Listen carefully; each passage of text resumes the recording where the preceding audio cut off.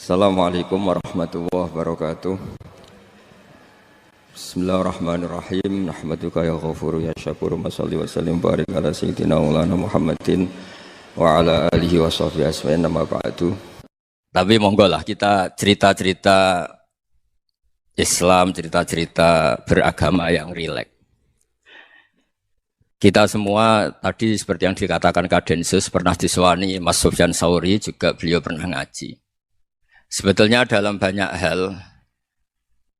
hal-hal yang keseharian itu lebih prinsip ketimbang ide kita tentang hal-hal besar. Saya beri contoh, Allah itu Tuhan yang Maha Kuasa, yang menguasai alam raya ini. Kadang-kadang menjelaskan dirinya itu hanya alladzi at'amahum min ju'. Saya ini Tuhan yang memberi makan kamu saat Anda lapar, saat kalian lapar. Jadi untuk beriman kepada Tuhan yang Maha Esa, kepada Allah, kamu yakin yang memberi makan kamu itu Tuhan. Apapun kecewanya Anda terhadap tetangga, terhadap negara, terhadap mertua, terhadap istri, itu kecewa Anda tidak akan mati. Tapi kalau tidak makan itu mati. Sehingga Allah mensifati dirinya kadang pakai keseharian. Alladzi at'amahum min ju'. Tuhan itu siapa? Yang memberi makan kamu ketika lapar. Tapi kamu untuk syukur itu nunggu punya istri cantik, neriman, gampang diatur, membolehkan poligami. Terus 4 istri itu neriman semua, loyal semua. Itu sombong betul. Mau syukur saja kok repotnya seperti itu. Jadi mau syukur ya ada makanan dimakan. Itu. Kalau ngantuk ya tidur. Ayatnya wa min ayatihi manamukum billaili wan nahar. Maksud ayat Allah itu tidur. Nah, keangkuhan-keangkuhan ini yang menjadikan kita itu jadi repot hidup. Wong untuk syukur kok nunggu tadi. Mertua baik, tetangga baik, istri baik. Apa saja di sekelilingnya harus baik. Nah, keinginan berlebihan ini menjadikan kita lupa ada hal-hal yang paling kita butuhkan, yaitu oksigen. Kita boleh nempat di buminya Allah. Alladzi ja'ala lakumul ardo firasya. Bumi kamu tempati enak. Coba kalau gempa. Apa artinya istri 4 cantik semua kalau pas digoyang apa? Gempa. Apa artinya kamu jabat? Entah apa saja jabatannya. Kalau bumi likuifaksi, habis kamu. Kiai meskipun dai kondang umatnya jutaan, kalau likuifaksi di panggung hancur. Tapi nikmat-nikmat yang disebut Allah seperti kita kaji keseharian. Alladzi ja'ala lakumul ardo mahda. Allah itu yang menjadikan bumi dalulan, yang mudah diinjak. Famshu fi mana biya, silahkan pakai jalan-jalan. Jadi saya termasuk benar-benar kiai Jawa. Kalau kerennya Kiai Nusantara atau Kiai Indonesia lah. Diajari bapak saya Kiai Haji Nur Salim, diajari Mbah Maimun. Itu Islam itu keseharian. Karena ketika Anda memilih hal-hal yang serius, itu tujuan utamanya nyari ridhonya Allah. Dan ridhonya Allah bisa kamu dapatkan sesuatu yang pasti benar. Misalnya dalam sebuah hadis Sahih Muslim disebutkan, Inna Allaha la yardo anil abdi idza akalal akla fayahmadahu alaiha. Aw yashroba syarba fayahmadahu alaiha. Itu redaksinya inna itu sesungguhnya. La yardo juga pakai lam taukid, juga maknanya sesungguhnya. Sungguh-sungguh Allah sangat ridho ketika seorang hamba itu makan. Makan ketika sesuap nasi dia muji Allah. Ketika minum seteguk nasi dia muji Allah. Itu kalau orang diridhoni Allah itu wali betul. Itu untuk jadi wali itu gampang. Kamu makan ridho. Kamu nginjak buminya Allah ridho seneng. Kamu hidup keseharian aman seneng. Nah ini supaya sampean kita semua lah. Kita semua ngaji. Betapa panduan Rasulullah untuk menggapai ridho Allah itu banyak yang keseharian sekali. Saking kesehariannya banyak dalam hadis dan itu sahih. Nabi menyebut hal-hal yang keseharian. Hatta ma tas'alu fi imra'atika. Kamu punya uang, kemudian istri kamu bisa makan, itu ibadah. Bahkan sebagian ibadah itu dicontohkan Nabi yang akhirnya diprotes sahabat. Yaitu, wa fi buti ahadikum sodaqah. Kamu menggauli istri kamu itu ya sodaqah. Sampai sahabat bilang, yang benar ya Rasulullah. Ayati ahaduna syahwatahu wa huwa lahu ajrun. Masa urusan biologis, urusan syahwat, kemudian dia dapat pahala. Nabi menjawab, alaih salawadu'aha fi haramin aka'ana alaihi wisrun. Bagaimana kalau dia meletakkan ke yang tidak benar, itu kan dosa. Nah, hal-hal seperti ini yang saya ingin teman-teman semua lah. Semua. Saya juga agak ingin ngaji demi Anda juga agak ingin. Itu dosa sekali ngaji kok. Pesanan kelompok tertentu itu enggak boleh. Islam itu untuk semua. Jadi Ya cuma karena di depan saya jenengan ya seakan-akan jenengan korbannya. Itu ada ilmunya dalam usul fikih itu. Jadi orang itu harus ngaji usul fikih. Nama yang disebut, mungkin Mas Sufyan masih ingat zaman ngaji usul fikih. Nama yang disebut itu tidak jaminan sebagai prioritas perintah. Jadi misalnya gini, kebetulan yang di depan Nabi itu Abu Dzar. Nabi ya bilang, ya Abu Dzarin ini uhibbuka misalnya, atau ya Mu'ad ini uhibbuka, atau ya Abu Hurairah ini uhibbuka misalnya. Banyaklah riwayat yang Nabi nyebut ya Abu Dzarin, ya Mu'ad, ya Abu Hurairah. Kemudian misalnya Nabi meneruskan khitab, ini uhibbuka, saya mencintai kamu, fakul dubur sholatin, atau sebagian riwayat disebut fala tada'anna dubura kulli sholatin, Allahumma inni ala dzikrika wa syukrika wa husni ibadatik. Saya mencintai kamu, siapa saja. Mu'ad bisa, Abu Dzar bisa siapa. Saya mencintai kamu, mohon kalau habis sholat kamu jangan lupa wiridan Allahumma a'inni ala dzikrika wa syukrika wa husni ibadatik. Ya Allah, tolong kami permudah supaya mudah ingat engkau. Anda tidak bisa mentang-mentang, wong nama saya Parmin, nama saya Purnomo, itu yang diperintahkan Mu'ad misalnya.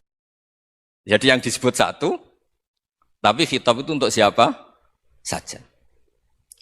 Saya teruskan ya. Jadi saya mohon semua kita melakukan kebaikan itu kalau dalam kaidah fikih disebut al-yakin la yuzalu bisyak. Banyak kebaikan yang kebenarannya itu 100%. Tidak punya efek samping ke pihak lain, ke kelompok lain, ke komunitas lain. Itu tadi misalnya Anda makan dan itu murah sekali, hanya butuh satu piring. Setiap kunyahan kamu muji Allah, setiap minum kamu muji Allah. Itu redaksinya Rasulullah SAW disebut Allah sangat ridho ketika seorang hamba makan, kemudian dia memuji Allah. Atau minum, kemudian dia muji Allah. Logikanya gampang, negara seperti ini yang kamu harapkan bentuknya kayak apa, mertua, ipar, komunitas, tetangga. Itu nyata terjadi itu kan belum pasti. Sementara yang mesti terjadi adalah kamu butuh makan, kalau tidak mati. Butuh minum, kalau tidak mati. Butuh bumi yang nyaman ditempati, kalau tidak kita juga mati. Sebab itu Allah kalau menyebut nikmatnya itu hal-hal yang keseharian.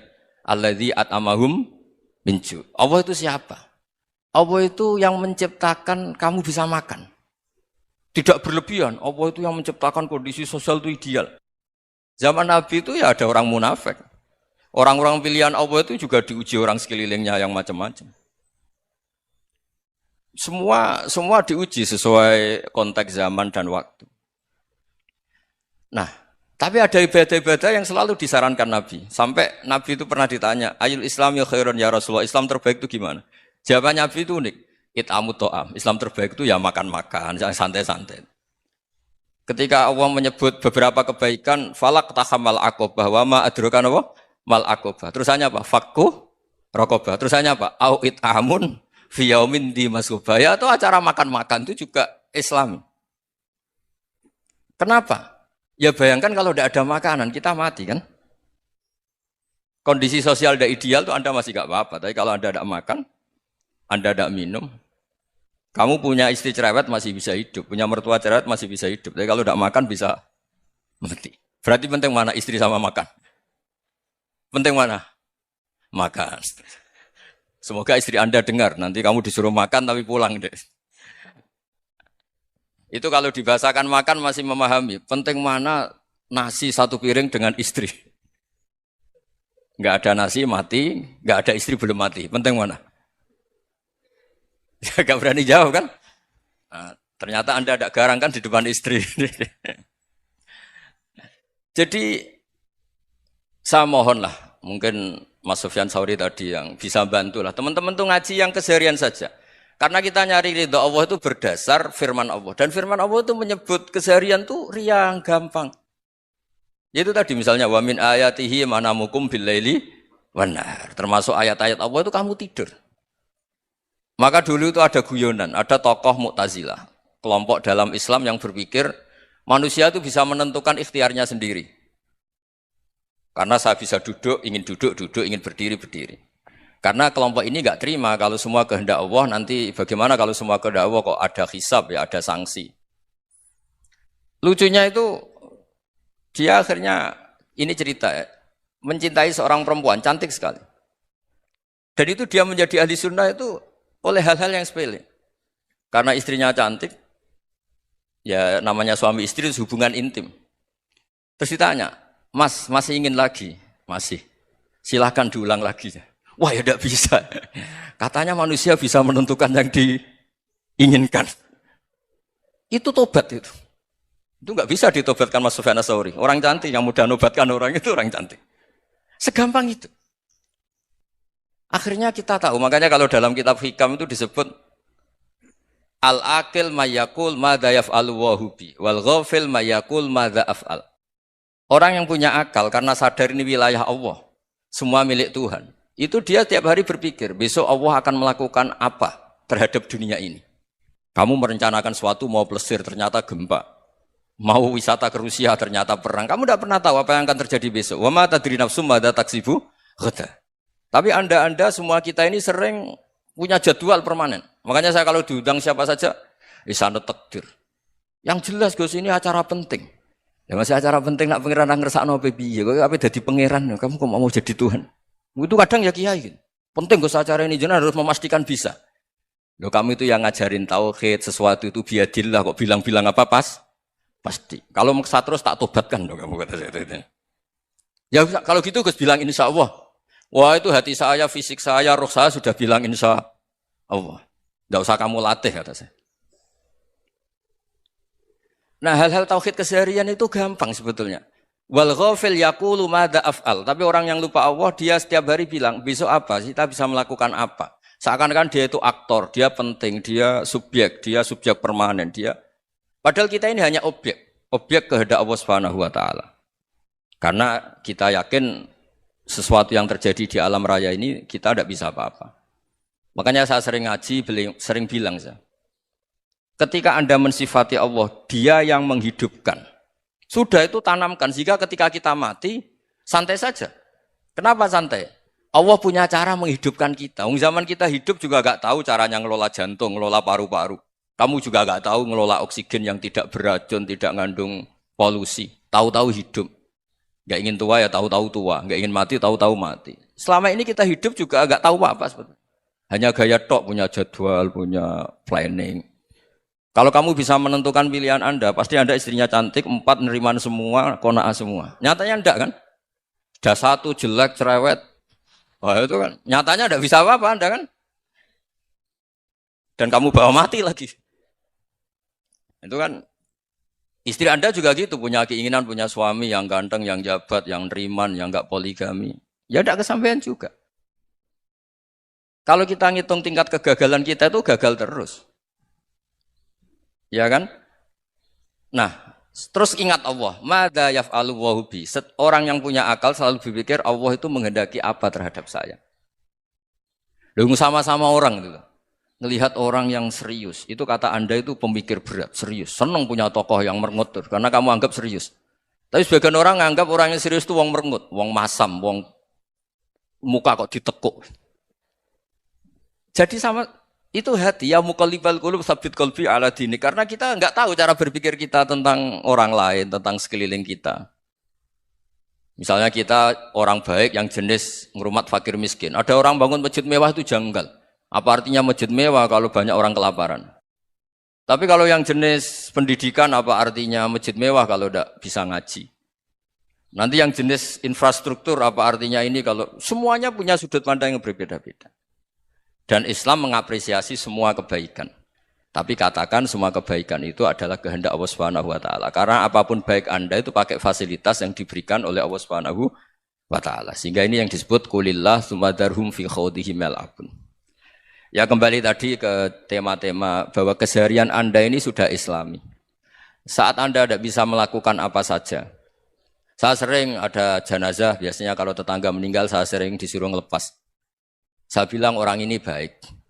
Karena sering ngelamun di rumah, sering nganggur di rumah. Ditanya sama anaknya, kenapa Gus nganggur baik? Ya kalau dia nganggur artinya juga enggak berbuat sesuatu yang maksiat kan?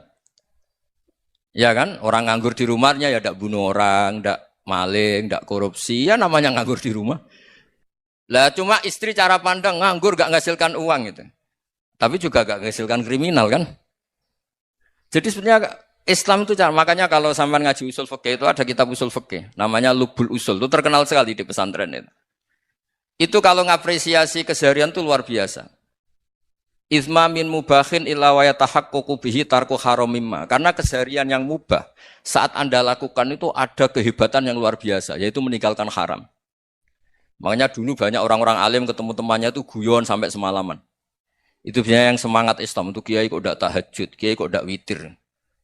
Orang yang sedang mapan uangnya banyak, malam itu ndak kelayaban itu sudah luar biasa.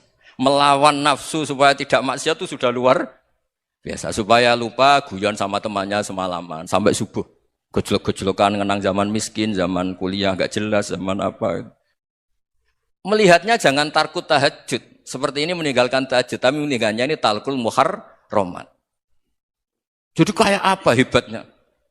Sehingga Imam Ghazali punya riwayat yang agak unik. Hatta takuna ibadatu akhiri hadil ummah iku an-naum. Sehingga suatu saat ibadah terbaik umat ini itu tidur. Itu kan riwayat kontroversi. Ketika Imam Ghazali ditanya, kenapa iya? Kenapa kamu mulai keluar dari rumah itu sudah banyak maksiat? Melihat perempuan yang enggak mahram, melihat fenomena. Tapi kalau kamu tidur itu enggak melihat apa-apa. Tapi juga kamu jangan nganggap tidur itu ibadah betul. Saatnya melakukan fardu ain malah masih tidur. Tapi itu sudut pandang yang menjadikan kita Islam itu gampang. Jadi saat Anda tidak bisa aktivitas apa-apa, misalnya ada beberapa orang yang lumpuh. Lumpuh itu memang nggak bisa Jumatan, nggak bisa ibadah, tapi dia juga nggak bisa maksiat.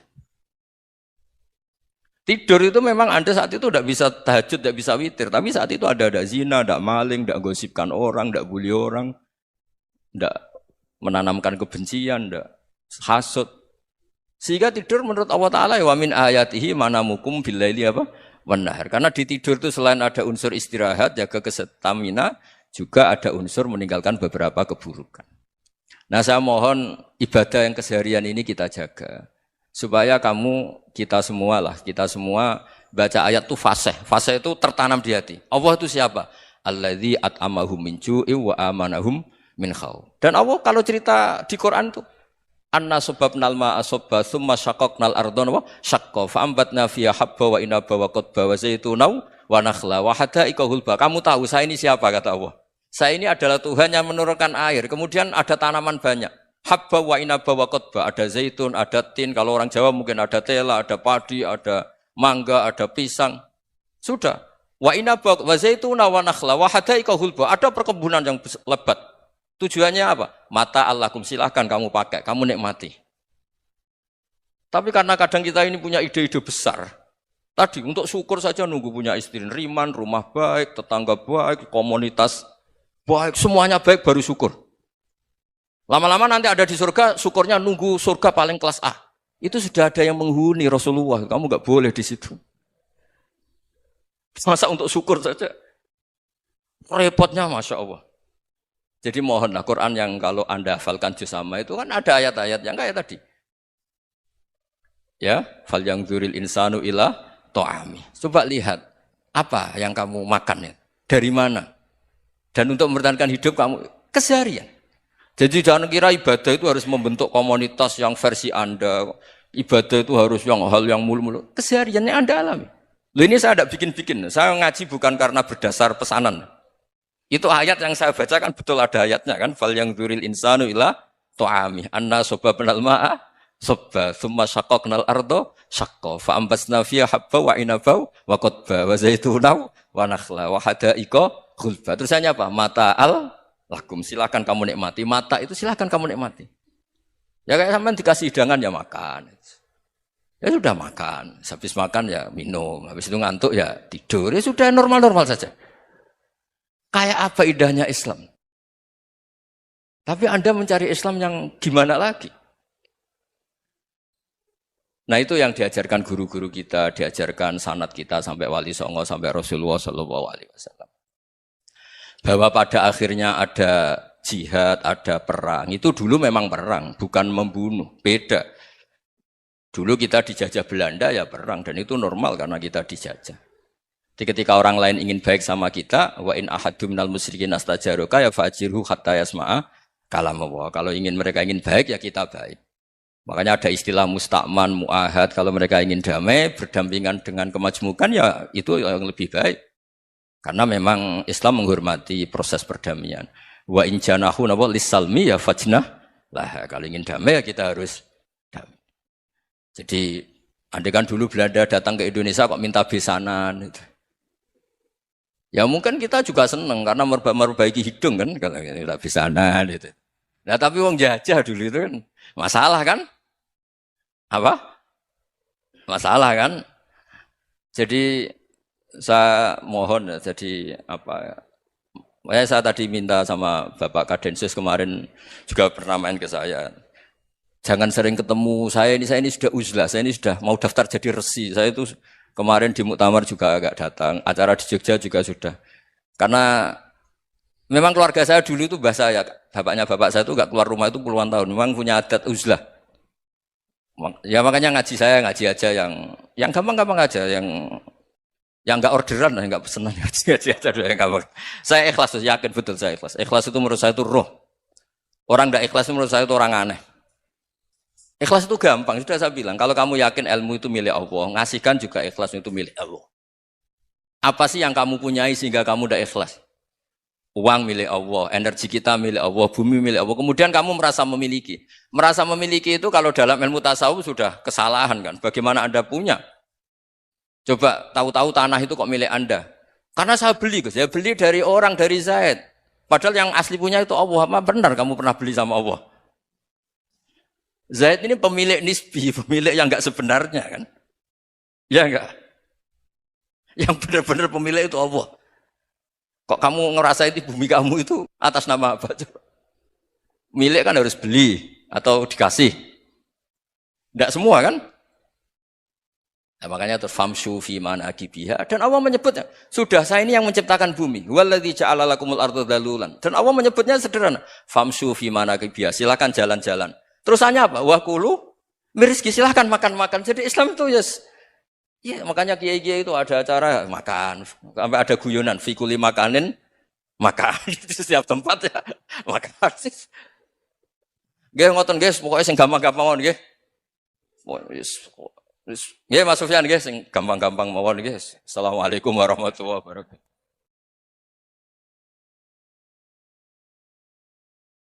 Perasaan saya juga seluruh ulama di dunia. Saya ulang lagi, perasaan saya juga seluruh ulama di dunia. Bahwa Islam masuk itu macam-macam sebabnya. Dulu kita tahu, kita sebagai warga Indonesia, Islam masuk itu ya dibawa orang yang agak kedonyan, ya kayak jenengan lah kira-kira gitu.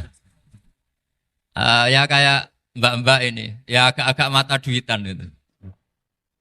Karena kita tahu rata-rata ahli sejarah mengatakan Islam di Indonesia dibawa kiai apa pedagang.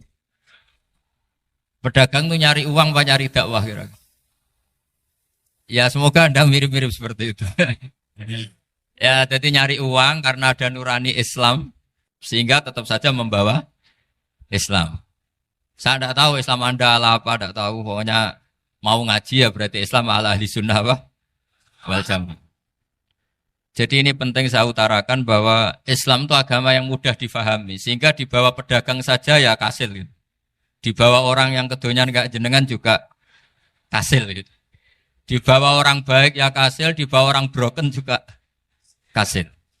Ini penting saya utarakan karena saya ngaji di mana-mana bilang ciri utama kebenaran absolut adalah kebenaran yang bahkan orang enggak benar saja bisa bawa. Tapi bukan berarti saya dukung Anda tidak benar, kan sudah tidak benar dulu sebelum kenal saya.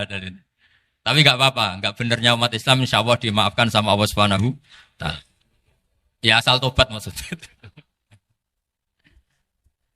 Nggak, ini saya beri satu konstruksi pikiran yang saya sering utarakan di ngaji saya. Sampai sekarang saya coba, saya tes ini kan di kampus ya, di apa bacanya ini, Kim University yang global leader apa, in the world itu. Ini keren lah, jadi acara ilmiah kita ditakdir di gedung apa? Kampus, gedung universitas di begini. Kalau 1 ditambah 1 2 itu namanya hakikat. Ciri utama hakikat adalah siapapun akan menerima. Saya sekarang tanya sama Anda, kira-kira 1 tambah 1 2 itu musuh Anda pun mengatakan 2 apa tidak? Ya. Pekerja Korea ya bilang 2, Rektor Al-Azhar juga bilang 2. Kamu yang sekarang sedang mungkin sebagian broken sama istri juga bilang 2. Istri kamu yang mangkal sama kamu juga bilang 2. Yang cemburu ya bilang 2, yang dicemburuin juga bilang 2. Karena begitu mudah kebenaran absolut diterima oleh siapa saja. Begitu juga eksistensi Allah sebagai Tuhan.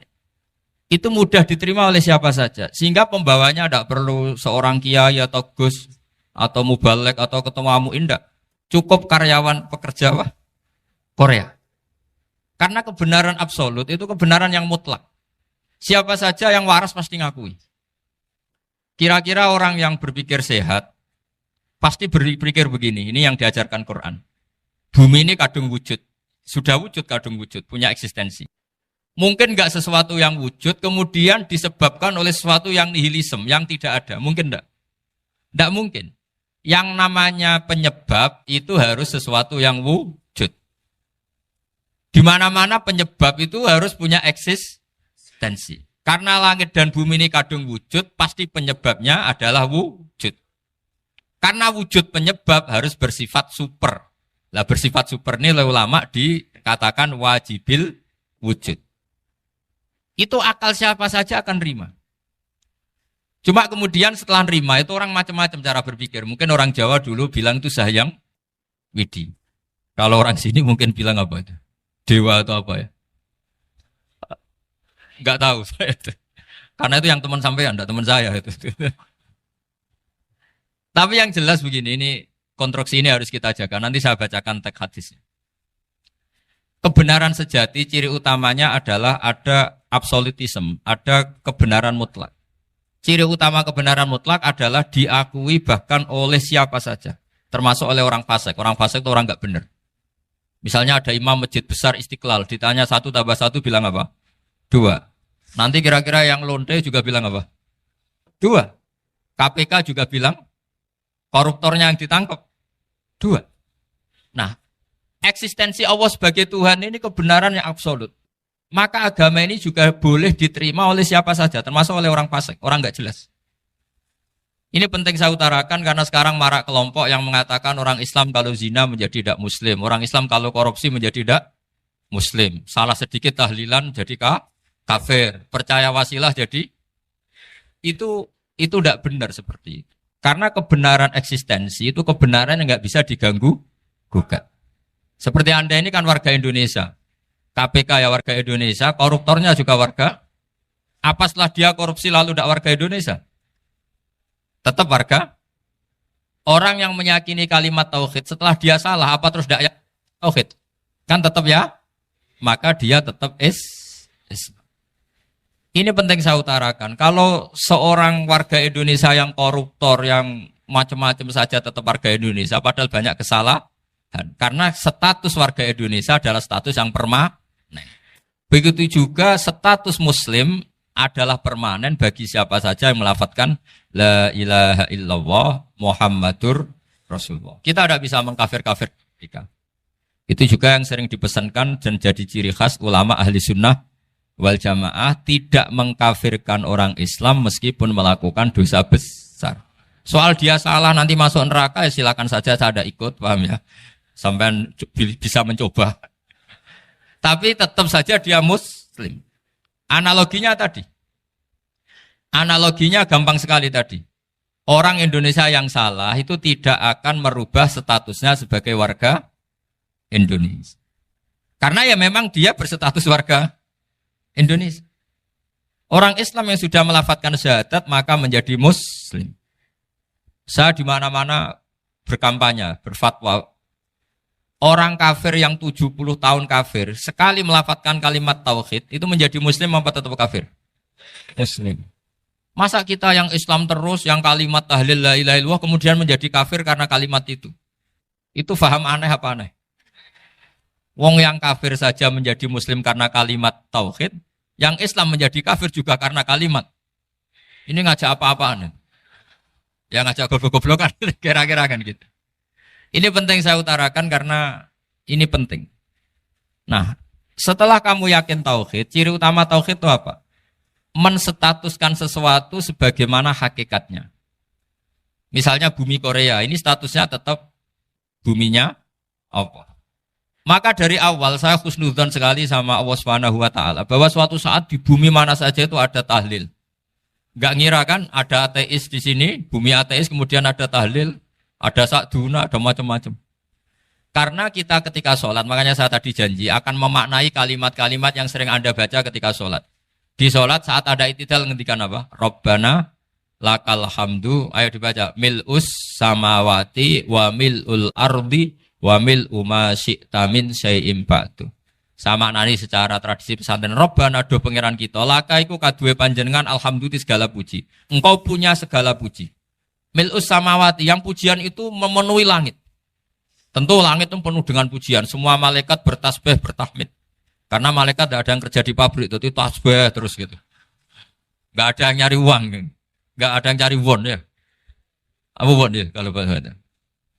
Kalau di sini enggak, kiainya aja nyari uang. Terusannya apa? Wamilul ardi, dan pujian itu memenuhi bumi. Korea termasuk bumi Allah apa enggak? Jadi saya sudah menduga suatu saat Korea itu ya penuh dengan pujian.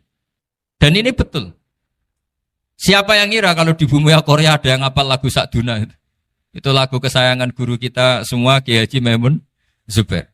Gak ada yang ngira. Siapa yang ngira kalau di sini ada ngaji seperti ini? Di Rusia juga sama. Uni Soviet itu negara ateis. Tapi lama-lama pecah karena glasnost itu dan perestroika itu. Kemudian menjadi pecahan-pecahan negara Muslim. Ada Uzbekistan, Tajikistan, Ceknya. Semuanya menjadi negara apa? Muslim. Karena dari awal lakal hamdu mil'us samawati wa mil'ul ardi. Dan pujian itu pasti memenuhi langit, juga memenuhi bumi. Kalau Anda baca itu di Indonesia, mungkin wajar. Di Indonesia banyak acara-acara seperti ini. Tapi kalau di Korea, ternyata benar. Dan Anda ini kalian semua termasuk pembuktian benarnya wa mil'ul ardi. Keren kan teman? Oh keren sekali, bukan sekedar keren sekali. Makanya saya jarang diundang pengajian mau, tapi diundang di Korea mau. Tapi saya ada niat datang undangan, memang saya ingin datang. Jadi, ya karena itu. Ini bentuk penghormatan saya. Bentuk penghormatan saya bahwa pada akhirnya benar-benar lakal hamdu mil'us samawati wa mil'ul ardi. Jadi Anda tidak perlu pesimis, dulu Indonesia juga seperti itu. Banyak Buddha, Hindu, semacam ateisme. Kemudian berkatnya para ulama sekarang jadi negara yang mayoritas Muslim. Korea, barokahnya orang-orang kedonyan seperti ini banyak Islam itu. Gak apa-apa. Karena sebagian agama Islam, sebagian sejarah ditulis di bawah pedagang-pedagang Gujarat. Kira-kira orang Gujarat ke Indonesia dulu yang namanya pedagang cari apa? Uang. Tapi namanya orang Islam, hatinya tetap adanya tauhid. Nyari uang ya tetap sambil dakwah. Kalau yang ke Korea langsung kiai mungkin tidak seramai ini Islam. Karena kalau kiai datang langsung dicurigai jadi misionaris. Jadi ribet malah. Tapi kalau sampean nggak ada yang curiga. Namanya pekerja saja nyari uang. Dan itu memang fakta. Cuma kadang ya sadar terus ya bagus lah seperti itu. Nggak apa-apa. Maksud saya ini saya memberi support, memberi tasjek bahwa Allah itu luar biasa. Jadi kalau ingin menyebarkan agamanya macam-macam. Kadang kiai tidak bisa mengislamkan orang, itu anak-anak mahasiswa pacaran, itu banyak yang pacarnya itu masuk Islam. Tapi sampean jangan bilang pacaran halal, ya tidak pernah halal. Tapi Allah kalau menghendaki memberi hidayah itu jalannya macam-macam. Ada yang lewat kerja, coba yang bayangkan ada tahlilan di Korea itu semua kiai tidak pernah bayangkan. Tapi setelah banyak pekerja di sini, kemudian mereka insaf atau sedang insaf, tidak tahu ini. Sampai kapan insafnya juga tidak tahu. Tapi yang jelas ini hebat. Ini apa? Hebat. Tahu-tahu ya seperti ini. Makanya iman saja Rabbana lakal hamdu mil'us samawati wa mil'ul ardi. Masih ditambahi wa mil'u ma syi'ta min syai'im ba'du. Karena Allah itu zat yang tidak terperikan, zat yang tidak terbatasi. Maka pujian di langit dan bumi ini masih kurang. Masih ada apa saja yang nanti akan dipenuhi oleh pujian kepada Allah Subhanahu wa ta'ala. Wa mil'u ma syi'ta min syai'im ba'du. Dan pujian kepada Engkau ya Allah akan memenuhi semua ruangan yang Engkau kehendaki. Mungkin suatu saat negara-negara yang sekarang yang paling minim Islam itu di Amerika Selatan. Kayak di Argentina dan sebagainya. Itu nanti suatu saat nanti suatu saat juga penuh dengan pujian karena tetap Rabbana lakal hamdu mil'us samawati wa mil'ul ardi wa mil'u ma syi'ta min syai'in ba'd. Saya di Jogja setiap akhir ngaji saya ajarin wiridan. Mungkin wiridan ini tidak asing bagi jenengan karena sering saya baca. Subhanallah wa bihamdihi adada khalqihi wa ridha nafsihi wa zinata arsyihi wa midada kalimat. Bahwa kita memuji Allah itu adada khalqi sesuai jumlah makhluk Allah. Semua makhluk Allah meskipun kelihatannya mengecewakan, ini semuanya memuji sama Allah Subhanahu wa taala. Meskipun kadang kita kecewa, kadang kita tidak cocok. Coba barokahnya Anda ini agak-agak kecewa gitu dengan Indonesia karena nggak menyediakan lapangan kerja untuk Anda. Tapi ya nggak kecewa-kecewa amat ya, agak-agak saja. Karena Anda tetap semua mencintai Indonesia. Gara-gara agak-agak kecewa cari negara lain. Akhirnya di Korea, ada yang di Jerman, ada di Inggris. Tapi bawaan pernah ngaji di musola, Islam ini ke bawah. Sehingga karena Islam ini ke bawah, tahu-tahu ada komunitas yang memikirkan Islam. Umumnya orang mikir Islam itu ya bikin masjid. Kalau di Korea unik, nyewa apa? Nyewa gedung untuk masjid. Itu kalau diceritakan di Indonesia aneh. Ini masjid sewaan. Masjid. Tapi kalau di sini lazim, karena kalau beli mahal ya cukup sewa. Saya tidak tahu kalau dalam terminologi agama tempat Anda sujud, ini nanti jadi saksi di akhirat. Itu yang permanen apa yang sewaan tidak tahu. Jadi nanti bumi ini tanya, ya saya ya Allah pernah dipakai sujud, tapi setelah 1 tahun nggak kuat menambah lagi. Makanya saya dukung tadi yang ada gerakan masjid apa. Sebenarnya permanen nggak permanen itu tetap bagus, tidak usah memaksakan. Yang jelas saya sudah ikut nyumbang lelang tadi, dan saya berharap uang itu benar-benar untuk masjid. Kalau untuk takmirnya juga nggak apa-apa, yang penting untuk menghidupi masjid. Saya juga termasuk kiai yang nggak suka kalau hukum itu terlalu fanatik. Misalnya uang ini untuk masjid, kemudian imamnya diterlantarkan. Karena alasannya ini untuk masjid. Imam kan tidak masjid. Nah ini kalau imamnya nggak diservis, kemudian mutung terus pulang ke Indonesia. Ini jadi masalah. Tapi saya juga nggak suka kalau ada negara gitu. Betul-betul saya tidak suka. Yang imamnya itu terlalu diservis. Ini buruk sekali kan. Pernah ada anekdot, ini anekdot tapi nyata. Ada negara yang sangat sehat, Islamnya sangat sehat. Itu imamnya 1 bulan tuh digaji 70 juta.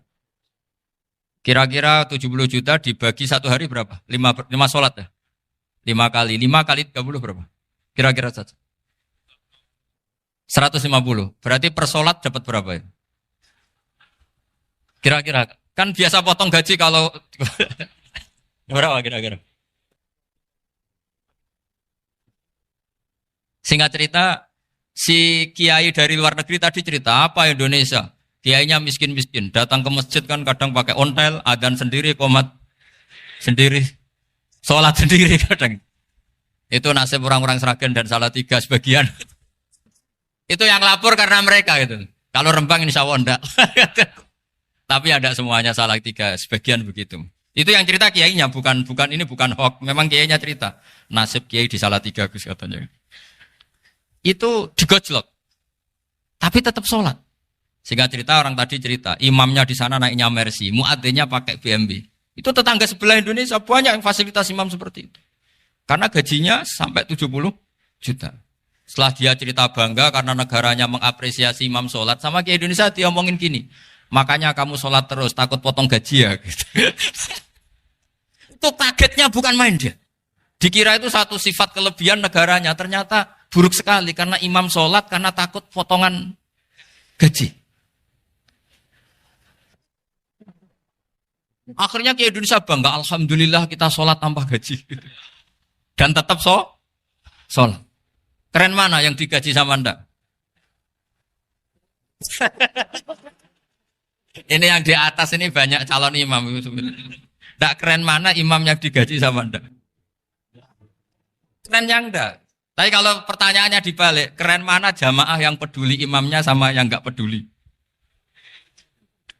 Jadi jawabannya harus tetap seperti itu. Imamnya keren yang ikhlas. Tapi jamaahnya keren yang peduli imamnya. Jelas ini ya fatwa saya ya. Gimana? Imamnya baik yang ikhlas. Tapi jamaahnya baik yang peduli nasibnya. Tapi sekali imam dari awal enggak ikhlas itu harus di PHK. Itu bahaya bagi agama kalau awalnya sudah ada ikhlas. Karena nanti setelah habis subuh terus dihitung. Wong setahu saya sholat terus kok kenapa gajinya tinggal segini? Ya, setahu saya sholat terus kok gajinya tinggal segini. Terus nanti takmirnya bilang, kemarin duhur Pak Yai tidak ngimamin. Kemarin asar tidak ngimamin. Terus dihitung. Bisa enggak agama akan berjalan seperti itu? Enggak kan? Ya makanya pertanyaannya tadi, suka atau punya imam ikhlas? Suka. Tapi imamnya juga suka kalau jamaahnya peduli. Ini penting. Jadi saya mensupport Anda, mensupport kalian semua bahwa agama ini akan diurus oleh Allah Subhanahu wa taala. Makanya Sayyidina Umar radhiyallahu anhu kalau disuruh mikir agama itu tidak mau. Enggak mau betul. Ketika Umar jadi khalifah itu puncak keemasan masa Islam. Semuanya stabil, semuanya hebat. Sampai Irak, Iran zaman itu Persia masih. Semuanya Mesir. Itu semuanya ikut Islam. Ketika Islam pada puncaknya, yang dikhawatirkan oleh masyarakat adalah begini. Lalu setelah Umar itu bagaimana? Islam setelah dipimpin orang yang tangguh, yang kuat, yang waroi, yang zuhud. Lalu setelah Umar itu gimana? Tapi Umar disuruh mikir gak mau. Sampai setiap Abdullah bin Umar jalan-jalan di kampung-kampung itu abahnya dianggap pecundang. Tahu sampean pecundang? Orang yang gak tanggung jawab. Karena orang-orang bilang gini, ya Abdullah bin Umar, bagaimana pendapat Anda kalau ada penggembala kambing di tengah hutan atau di tengah padang rumput, kemudian dia ninggal gelanggang kambingnya. Kamu anggap penggembala ini gimana? Oh itu penggembala yang dolim itu. Pasti kalau kambing ditinggal ya kacau. Apalagi ini ummatu Rasulullah Shallallahu Alaihi Wasallam. Ini abah kamu tidak pernah wasiat, tidak pernah ngatur suksesi. Lalu Islam setelah dia bagaimana? Suruh dia ngomong penggantinya siapa? Karena beliau sudah sepuh harus ada suksesi. Akhirnya Abdullah bin Umar lapor ke Umar. Ini gimana bah orang mengkomplain begini. Apa kata Umar? Agama itu beda dengan kambing katanya. Agama itu milik Allah Subhanahu. Mbok saya pikir, tidak saya pikir tetap jalan. Nah ini terbukti. Jangan ulama ya ndak, mufti ya ndak, tapi bisa menjalankan agama. Kalau agama sampean pikir malah rusak. Sudah pokoknya lakukan saja, tidak usah dipikir. Akhirnya betul. Karena agama ini milik Allah. Soal kita serius memikirkannya itu karena khidmah. Karena kita ingin berbakti pada agama. Tapi Anda tidak boleh berpikir kalau agama ini butuh pemikiran Anda. Beda loh ya. Kita khidmah agama serius karena kita ingin mengkhidmai agama. Tapi agama ini tidak pernah butuh kita. Karena agama ini akan diurus oleh Allah Subhanahu. Coba pas sampean kecil, orang jilbaban di Indonesia itu banyak apa banyak sekarang? Banyak sekarang. Kiainya mutu orang dulu apa mutu orang sekarang?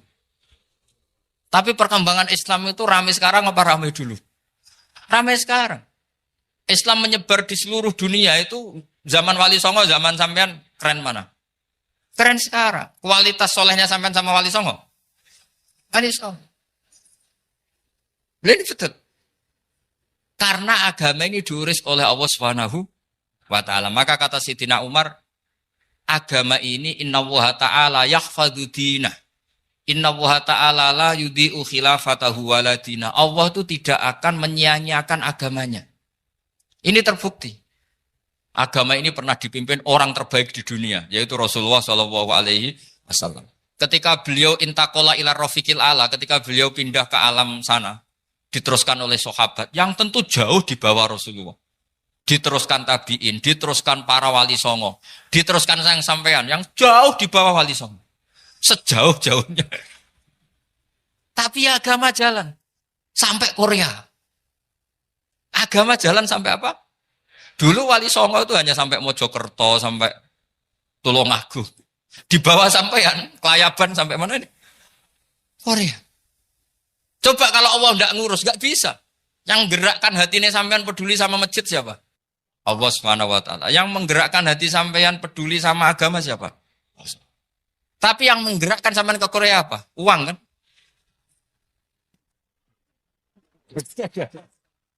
Enggak, enggak apa-apa, jujur saja, jujur ya, santai aja. Ini bagian dari keramatnya jenengan. Niatnya agak bener tapi dibenerin Allah di sini. Dari awal niatnya kan uang gitu. Tapi setelah di Korea dibenerin Allah. Mbok ingat agama gitu. Keren kan? Makanya yang syukur sama Allah Subhanahu wa taala. Yang bisa hanya Allah taala. Makanya dalam dunia kiai selalu baca apa? Alhamdulillah alladzi hadana li hadza wa ma kunna linahtadiya laula an hadana Allah. Alhamdulillah kita diberi hidayat seperti ini. Kalau tidak Allah tidak bisa. Sudah mata duitan, kadang istri ngomel, mertua tidak percaya. Sudah setengah-setengah broken gini di saya tahu sampean ke Korea itu karena broken pas saking sayangnya keluarga. Potensinya hanya dua. Dibela-belain kerja demi keluarga atau agak broken maka ke sini. Tapi apapun potensi itu tetap baik. Itu takdir sudah, itu takdir tidak usah dibicarakan. Semua itu apa? Karena orang kalau sedang rukun ya tidak mau tukaran, kalau sedang tukaran ya tidak mau rukun. Itu sudah semuanya takdir. Kata bapak saya dulu kalau ada orang mau jualan tanah, Pak Yai tanah saya mau saya jual. Ini gimana padahal ini tanah warisan. Kata bapak, nak waya adol ya adol. Memang ini saatnya jual ya jual saja. Nanti kalau kaya saatnya beli ya beli saja. Karena kalau sudah saatnya jual mau beli ya gak mungkin kan. Mau memang saatnya jual. Kalau sudah kaya kan gak mungkin jual tanah. Saatnya beli. Maka semoga masalah di keluarga sampean ya masalah musiman. Maksudnya yang tukarannya ini musiman. Yang rukunnya permanen. Jangan tukarannya permanen, rukunnya musiman. Setelah melihat yang lebih cantik, katut babon. Nggak tahu, saya nggak tahu. Nah ini semoga katut masjid ini bagian dari kafaroh sampean itu. Jadi kafaroh kesalahan-kesalahan di sampean. Ini penting saya utarakan karena agama itu beda. Agama ini diurus oleh Allah Subhanahu. Jadi kita mengerahkan pemikiran itu bukan karena kita akan menyelamatkan agama ini, tidak. Agama ini diselamatkan oleh Allah Subhanahu wa taala. Coba kayak apa Uni Soviet kuatnya itu. Mengkooptasi supaya orang semuanya ateis, semuanya komunis. Itu 100 tahun Uni Soviet begitu. Tapi orang-orang Uzbek, Ceknya, Tajikistan tetap mengajari anak-anaknya tauhid. Itu ada yang cerita itu sampai mengajarkan tauhid itu di bawah tanah, di basement. Tapi Allah menghendaki Rusia itu Uni Soviet jatuh. Ketika jatuh, negara-negara ini langsung menjadi negara Islam, yaitu Uzbek, Tajikistan, Ceknya. Mungkin nggak mereka langsung menjadi negara Islam, andaikan saat menjadi Uni Soviet benar-benar menjadi ateis. Nggak mungkin kan? Karena saat dikooptasi Uni Soviet, akidah mereka tetap tauhid. Cuma nggak berani muncul. Artinya apa? Uni Soviet nggak bisa menghabisi Islam. Kurang kerennya Uni Soviet zaman itu. Bisa nggak menghabisi Islam? Nggak bisa. Donald Trump dulu termasuk Islamfobia. Tapi setelah dia anti-Islam, malah orang Amerika demo supaya memperhatikan Islam. Nggak bisa. Makanya Korea pun tidak bisa menghabisi Islam. Kalau sampean menghabisi Islam sendiri bisa. Karena terus gak mau sholat, gak mau zakat itu sampean. Tapi sampean toh yang Islamnya habis, Islam tetap baik-baik saja. Makanya ini penting saya utarakan supaya kamu pede bahwa agama ini pernah dibawa orang yang pedagang. Ya soal ada sebagian pendakwah yang ikhlas ya banyak, tapi sejarah yang gampang kita lihat adalah Islam itu dibawa oleh apa? Pedagang Gujarat, pedagang India. Enggak apa-apa, sejarah itu meskipun sebagian menentang enggak apa-apa, tapi sejarah itu tetap ada. Pasti sebagiannya memang seperti itu. Dan itu enggak masalah. Saya ulang lagi, itu enggak masalah. Coba dulu pemain bola kalau di Inggris itu kalau mau sholat susahnya bukan main. Apalagi kalau mau puasa. Kalau di sini kerja puasa katanya mati lu kalau apa? Puasa. Kalau mau sholat katanya dicari mana ini berhalanya kok. Kata orang-orang ateis kan gitu, dicarikan patungnya. Kali ini sholat kok gak ada patungnya, ini gimana ini. Ya ngalamin gitu. Tapi Allah Maha Kuasa. Banyak investor mana itu, Dubai atau Qatar, yang tertarik investasi di dunia bola. Kayak Sulaiman Al-Fahim, makanya beli Manchester City. Itu sekarang pelatihnya negara orang sholat gak berani, bahkan di tengah stadion dibangunkan masjid. Kalau sampai daftar jadi muadzin bisa. Apa nyanyi Sakduna di sana juga bisa. Dulu Aljazair bencinya bukan main. Apa Perancis sama orang Islam itu bencinya bukan main. Barokahnya Zidane pemain bola dan juara dunia. Terus Zidane turunan Aljazair. Akhirnya orang Perancis itu mencintai Islam. Itu barokahnya sepak bola. Allah punya sekian cara untuk mengenalkan Islam. Di Perancis dikenalkan lewat pemain sepak bola. Nah di Korea ini yang agak unik dikenalkan lewat pecinta wong. Saya jamin ini tidak apa-apa, sudah tidak apa-apa, sudah aman, pokoknya aman. Jamin aman. Pokoknya alhamdulillahilladzi hadana lihada wa ma kunna linahtadiya laula an hadana. Karena agama ini dibawa oleh Allah Subhanahu wa taala, yang menjaga juga Allah Subhanahu wa taala. Sama tidak usah khawatir. Kalau ada kelompok tertentu yang mengkhawatirkan Islam, sekarang Islam bahaya gini-gini, itu kurang rojak, itu kurang optimis itu. Harapannya sama Allah tipis, harus ngaji lagi. Agama ini limangka nayarjuwa hawal yaumal akhir. Agama ini bagi yang terus-menerus berpengharapan kepada Allah Subhanahu wa ta'ala. Agama ini limangka nayarjuwa, coba bahasa Arabnya roja yarju rojaan. Maknanya harapan. Jadi agama ini bagi yang selalu berpengharapan, bukan yang pesimis, bukan yang hati kecil, apalagi yang tukang putus asa. Coba agama ini begitu luar biasa dibawa orang yang macam-macam. Tadi di Perancis dibawa oleh pemain apa? Bola. Ada masjid di Inggris itu ya dibawa mahasiswa-mahasiswa itu yang dulu sebagian yang nggak pernah ngaji, setelah di Inggris bikin komunitas pengajian. Di Korea dibawa di pecinta apa? Tapi lama-lama cinta Tuhan. Karena ya memang sebenarnya sudah cinta Tuhan. Cuma ya cara cinta ini nunggu punya uang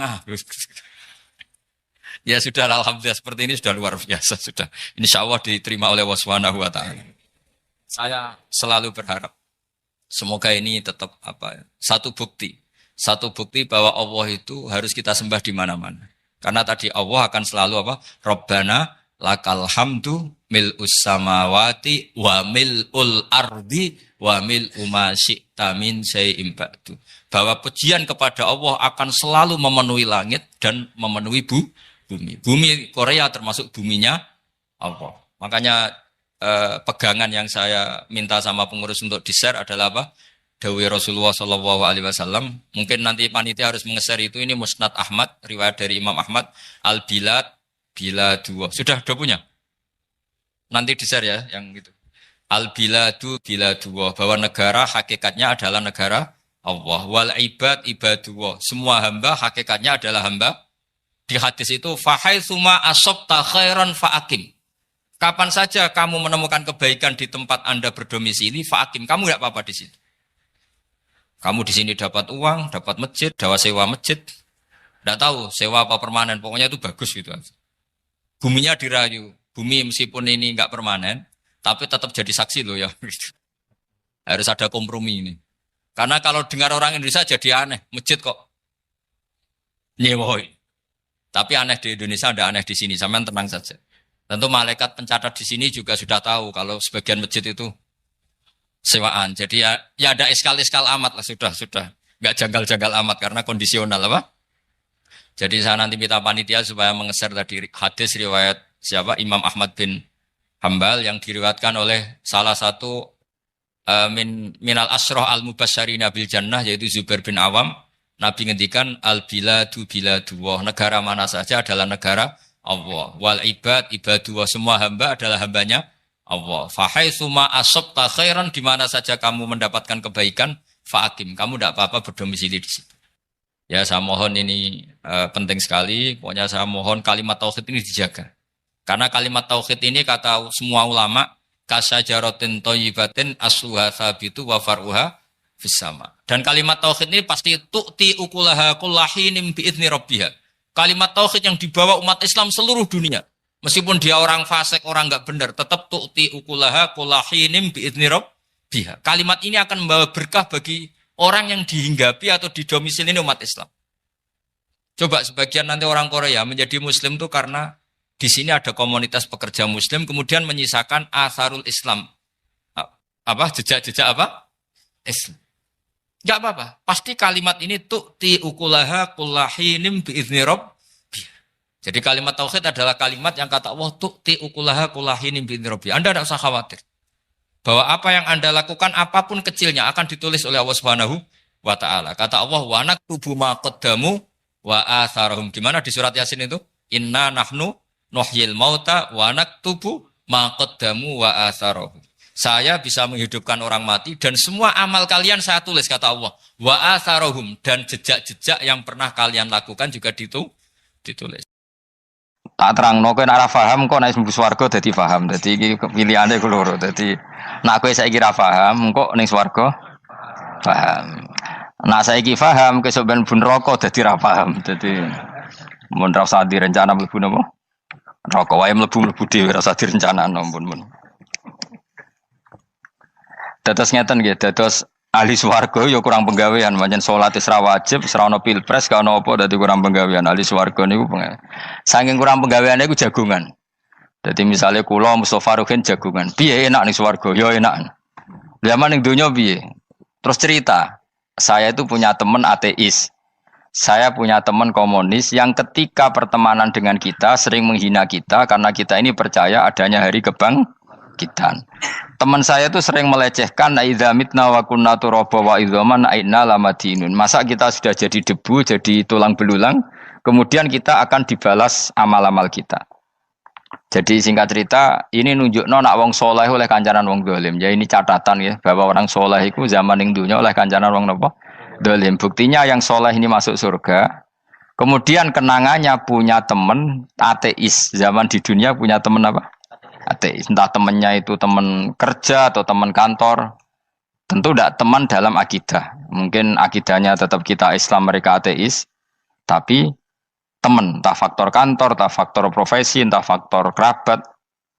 Tapi yang jelas si orang penduduk surga ini punya kenangan, kami dulu punya teman ateis. Ini kanali korin. Yang teman saya yang anti Tuhan itu mengatakan, melecehkan saya, aidza mitna wa kunna turaba wa idzaman aina lamadinun. Masa kita sudah jadi debu, jadi balung, tulang belulang, kemudian kita dihisab. Atau kita nanti ada hari balasan. Nah terus ketika jagungan ini, tadi saya bilang ahli swarga kurang penggawean. Lah piye delok piye? Jare kanca-kancane, moh aku ora melok di kanca. Jadi fayaquluna lah. Jadi ketika Ruhin muni ape delok jare Mustofa, jare Kifat, moh aku gak kancaku, delok dhewe jare. Lah si Ruhin kan wong kurang penggawean, mulai ning donya sampe ning swarga. Terus delok. Terus fattala'a fara'ahu fi sawail jahim. Bareng dekne delok roh kancane kejet-kejet ning neraka. Seneng dekne. Jadi wong nak hasud tu nanti ning swarga aja hasud. Seneng terus muni ngene, tawahi ing kita laturdin. Dulu kamu hampir saja menyesatkan saya. Artinya zaman dia ateis sempat ngerayu supaya Ruhin dadi napa? Ateis. Kowe Islam ya tetep kere, melok ateis ae. Wis kere, zina rawani, maling rawani gak enak.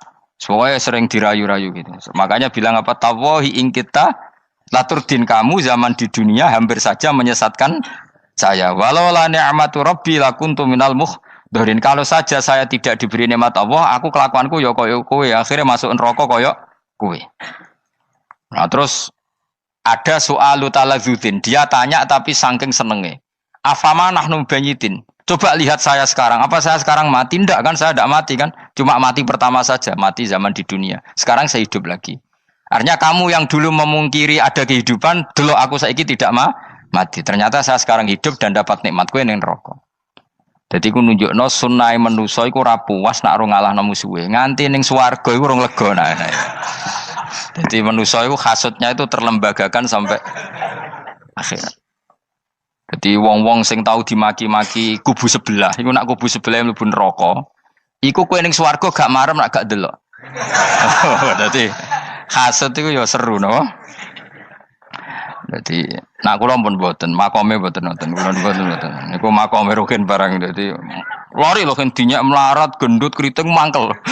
Kudu menangi sing ngenyak mlebu neraka. Aja sampe sing ngenyak kita mlebu swarga kene mlebu neraka. Wah. Gak puas ya, no? Makanya gambarannya Quran itu manusia tetap manusia. Ketika orang kafir dengan segala kenikmatannya, misalnya mungkin Amerika, mungkin negara-negara yang sekarang kumo luhur dengan teori kapitalisnya, mungkin ngenyak Ethiopia, ngenyak Syria, ngenyak. Tapi apapun salahnya Syria, Ethiopia tetap iman, tetap suasana masuk surga. Meskipun ngurmat negara tidak pedes. Tapi yang ngurmat negara benar, tapi ngurmat iman tidak benar, bisa saja nanti masuk neraka. Itu makanya kita problem di dunia kan gitu. Makanya saya mohon, nah, umat Islam itu tidak perlu menjawab kritikan itu. Dari awal kita nanti enaknya itu di surga. Kali di dunia kita pasti salah. Ngelola negara raiso. Banyak negara Islam sing carut, napa? Marut. Ngurus bojo raiso. Banyak santri sing pegatan. ngurus anak yo ora iso, anak yo dumbuling kok bapak. Kita ini kan ngurus yayasan yo ora iso. Kan semua yang berbau Islam mesti carut marut. Karena ya apa ya, dari awal kita ini mah enggak serius ngurus dunia. Kok serius piye nyimpen dhuwit wedi dosa ana hisab. Ape riba rentenir wedi dosa. Wape ngatur dunia nemen-nemen wedi dosa. Allahu al-mudabbir sing ngatur kok melo ngatur barang. Wah, akhirnya karena wedi dosa terus goblok. Sebagian goblok klasik, sebagian keterusan. Nah, sing repot sing keterusan sampai asli lah iku terus kombinasi napa? Dadi wong Islam iku ora kober serius mengurus dunia. Kadang punya pemimpin fasik lah ben kono bae-baean dunia. Jadi ribet wong Islam. Akhirnya kita ini dihina wa idza marru bihim yatakhamazun wa idza qalabu ila ahlihim qalabu fakihin wa idza ra'ahum qalu innaha ula inapa ladallun. Orang-orang kafir itu kalau melewati orang Islam pasti ngenyek. Urip nyatane ngono, ngelola negara enggak bisa, ngelola keluarga enggak bisa. Nah, nanti kalau kita di surga itu kata Allah fal yaumal ladzina amanu minal kufari yadhakun. Nanti di surga orang-orang iman gantian menertawakan orang-orang kafir.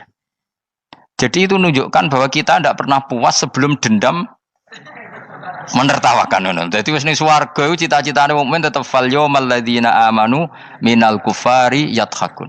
Jadi kowe sok ben ning swarga iku ya Allah kasih saya fasilitas bisa melihat penduduk neraka. Terus dene ning teras-teras swarga dipertontonkan orang kafir alal araiki yang durun. Hal suwibal kufaru makanu ya falun. Delok saiki kowe mbek aku mulya ndi. Jadi dendam itu penting. Tapi sebenarnya ning swarga ning donya wis kalah wis nurut ae no. Dadi menteri yo nurut wis pokoke nurut ae wis barang donya pek-pekan wis. Cuman arah bener ya dielingno iku ya bahaya ora bener. Tapi ora usah kerusuhan, biasa wae. Gremeng ae gremeng soalnya gak dadi udun no. Katanya memang gitu, orang emosi nak diempet tuh dadi udun, dadi wis sadok gremeng. Tapi yang jelas Allah punya sunnah bahwa manusia itu tidak bisa puas sebelum melihat musuhnya kalah. Sehingga ahlul jannah yang notabene sudah penuh kenikmatan itu tetap dia enggak lego.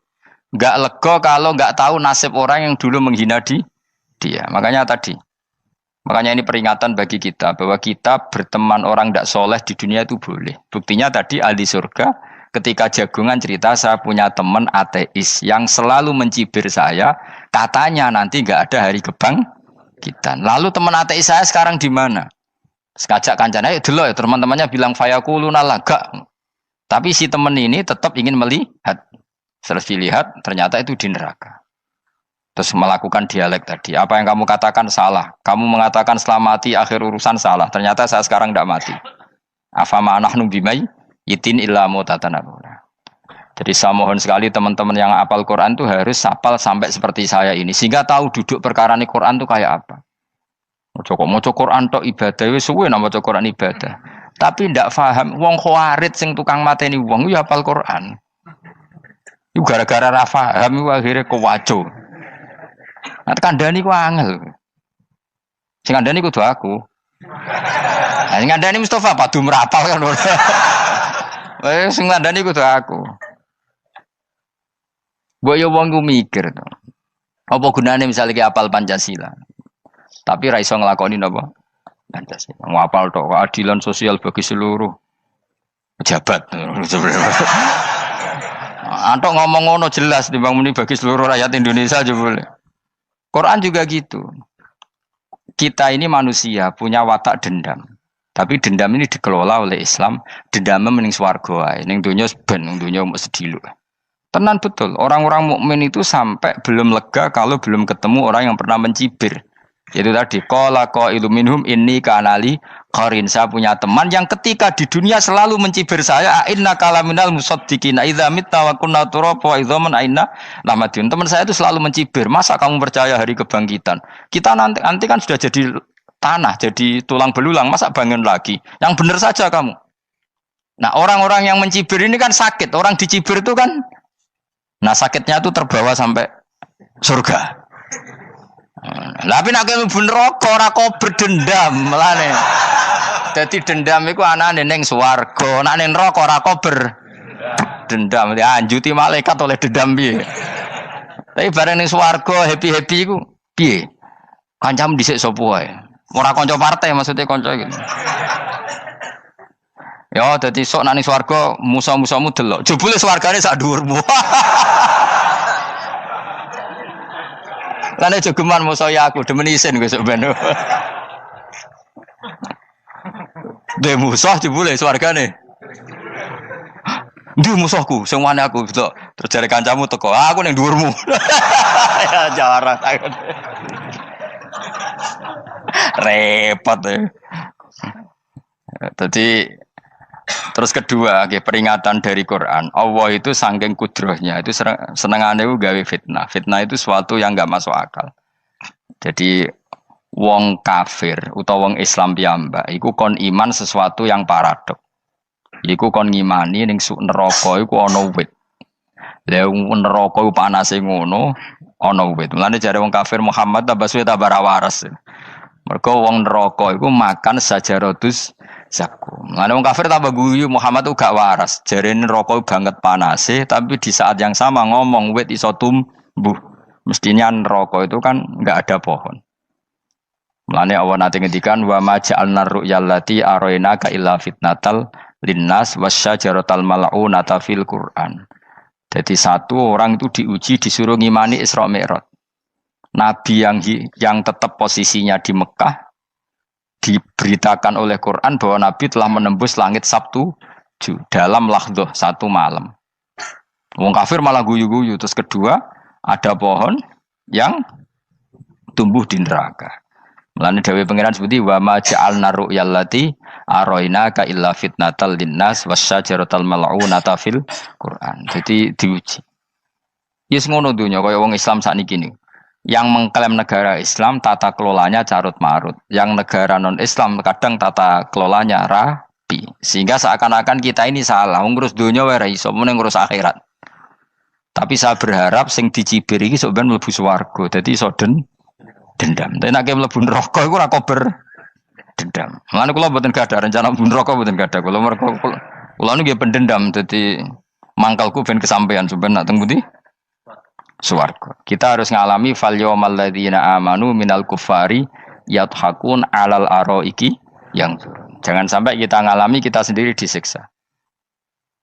Kowe ngilu awakmu dhewe, milih dendam apa milih mlebu neraka? Milih dendam ya. Syaratnya mlebu apa?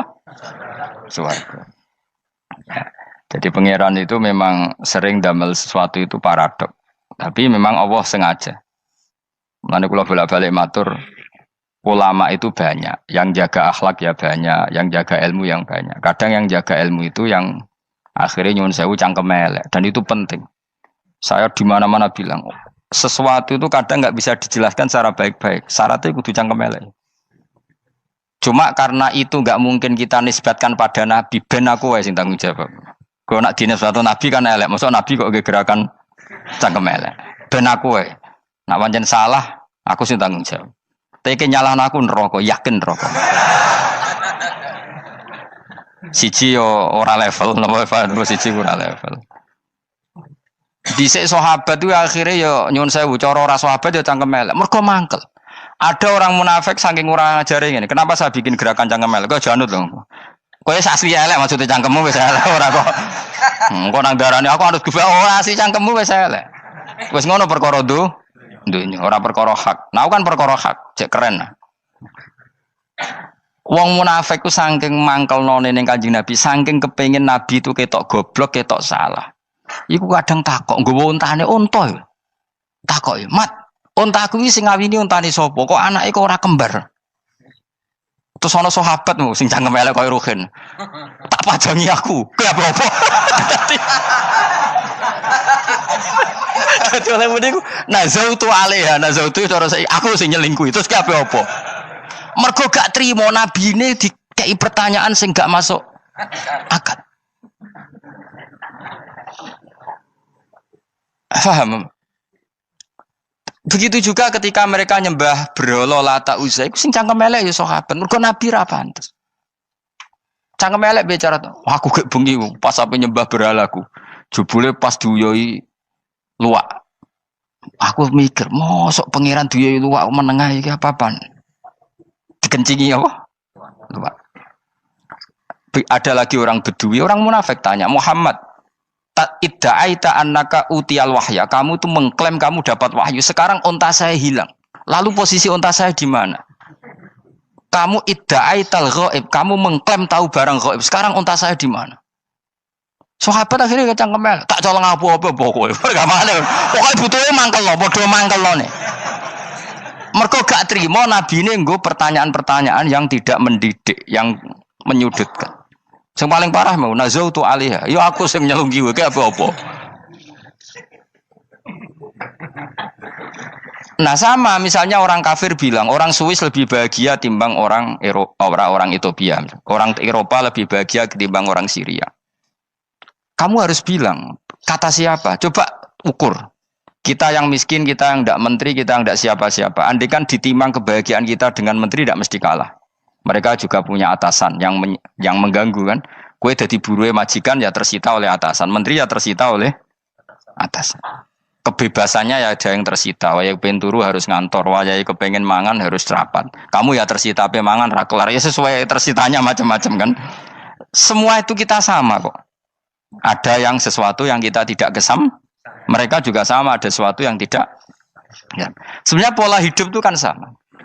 Dan itu kadang-kadang yang jadi aman kadang-kadang mau cangkem elek sing iso jawabnya. Tapi saya ulang lagi itu nggak mungkin kamu nisbatkan kepada Rasulullah karena Rasulullah itu ahsanan nasi khalqum. Tapi ulama ben tetep ngene iki. Sing kaliber lho ya. Sing kira-kira cangkem elek tetep keramat kok kula lah minimal koyo kula.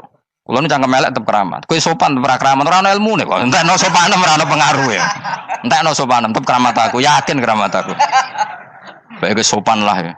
Ora ono ilmune apa-apa, sopan yo keliru, cangkem elek yo keliru, urip yo keliru, mati yo keliru, pokoke kadung keliru. Ono ulama diomongi, Pak Yai, kalau neraka itu, kalau setan dari api, kemudian setan disiksa api kan sejenis, susahnya apa? Kiai ini mangkel terus ngambil segenggam tanah di sawur ora ini. Loro yai, jari ke kota tanah, kena tanah kok loro. Enggak bisa seperti ini diberi penjelasan baik-baik kan. Setan itu kok geni Pak Yai, jari disiksa di neraka kan enggak apa-apa sama-sama api. Kiai ini ngambil tanah sawur ora ini. Barang mau sakit Kiai, jari kota tanah kena tanah kok sakit. Hanya jangan katakan kalau setan dari api kena api enggak sakit. Coba kamu kasih penjelasan baik-baik. Ngapunten nggih, umpami jenengan nggih. Ngapunten lho niki. Ngapunten lho nggih, umpami jenengan nggih. Ngapunten lho. Kesuwen. Umpami jenengan kena tanah sepundi iki mboten napa-napa, kena tanah kula biasa. Kan kesuwen. Dene mbok sawuri raine. Terus keliliben. Padahal materi manusia dari tanah, ternyata kena tanah. Sakit. Makanya dendam itu penting, tapi tadi loh ya, bukan dalam konteks dunia, ning swarga. Allah iku wis gawe manusa iku duwe dengan tanda kutip dendam tadi. Dekne tetap gak terima. Orang yang dulu menghina saya iman, kemudian orang itu di surga gak terima, makanya diberi hak untuk melihat bahwa temannya masuk neraka. Mulane fattala'a fara'ahu fi sawail jahim. Kemudian temannya dilihat, kemudian temannya di neraka. Dan belum berhenti dendamnya di sini. Dia ini ngomel-ngomel, tawahi ingkit talaturdin. Kamu kan yang hampir saja menyesatkan saya. Jadi wong swarga nek ora ngomel ya ora lega. Ayo milih swarga apa milih dendam? Dendam. Jadi mulane ngaji ben kero, dadi ben lega apa? Dadi kowe kudu dendam kan. Kowe wong suga-suga kudu dendam. Jute gak dhisik suga, saiki suga aku jebule sing mbok dendami swargane sak dhuwur. Pancet wong suga menangan. Jadi kudu jelas ya. Jadi kenapa saya bilang cangkemel karena tadi dulu sahabat itu kadang kesulitan nanggepi komentare wong-wong munafik. Karena tadi itu Nabi itu, sampai nak roh ceritanya Nabi dari sisi yang baik-baik saja. Maksudnya baik-baik itu sahabat merawakan Nabi. Wong munafik nak takok aneh-aneh. Ya Muhammad, onta aku iku rondo ireng kok anake rondo ngene iku sing majangi sapa jare sahabat. Aku apa? Wong urusan onta kok ditakokno ora. Dadi niate ngelecehno nabi, nabi takoki urusan. Lah kula misale kiai, alim alamah tukang maca jalan takoki, "Gus, dari rukin kula gak ada kucing, Gus." Niku rupane kok beda-beda nu sing majangi kucing putih, Gus. Aku kan ngenyek wong. Kiai ditakoki urusan perselingkuhane apa? Kucing. Bukan nabi itu kono mesti sahabat aku, terus kabeh apa? Ono sing ontane hilang Muhammad, kamu mengklaim tahu barang gaib. Lalu onta saya sekarang hilang di mana? Itu saya sahabat tak jupuk. Maksudnya sahabat tadi agak nyolong mangkel noa ya. Cara aku zaman sahabat kok menangi Nabi. Sing ilang ontamu, Nabi mbok takoki. Engko sing dionto ora iso njaga malah Nabi wong liya mbok takoki. Cok goblok. Enggak mungkin seperti ini kita baik-baik saja. Jajal misalnya ke sopan, ngapunten nggih, Nabi sukani hak mikir ya. Malah kumo luhur kan? Nabi kasih waktu untuk meditasi. Kan malah gak kasil sopan gini iki. Unta-untamu dhek takon Nabi lah enggak wis ora melok di dunya kan lebih gampang. Gampang di cangkem melek cangkem apik. Jawab. Gampang cangkem melek. Makanya dulu mulai sahabat ada sahabat kayak Umar, kayak Khalid bin Walid gue jagani wong sing ngene iki. Masyhur. Ana wong munafik neh takok, "Muhammad, kamu betul Mi'raj?" "Iya." Sayyidina Ali diparani takok yo. "Ali, sikile mangkat sitok diangkat. Angkat loro-loro ora iso." Ngono jare kancamu iso. Mergo artinya terbang kan kakinya terangkat semua. Sayyidina Ali karena wong pinter nganggep iku guyu tok Sayyidina Ali. Bareng takok Umar, kan dekne kepengen mengalahkan Nabi dan mengalahkan Ali. Terakhir ning Umar. "Mar, kowe iso ngangkat sikilem sitok." "Ta ini, pekno pedang mbek Umar." "Kewani iki." Ngono ku wis ra iso diadepi api-apian. Kok Umar wis ngerti iki ora kena diterangno mbek akal.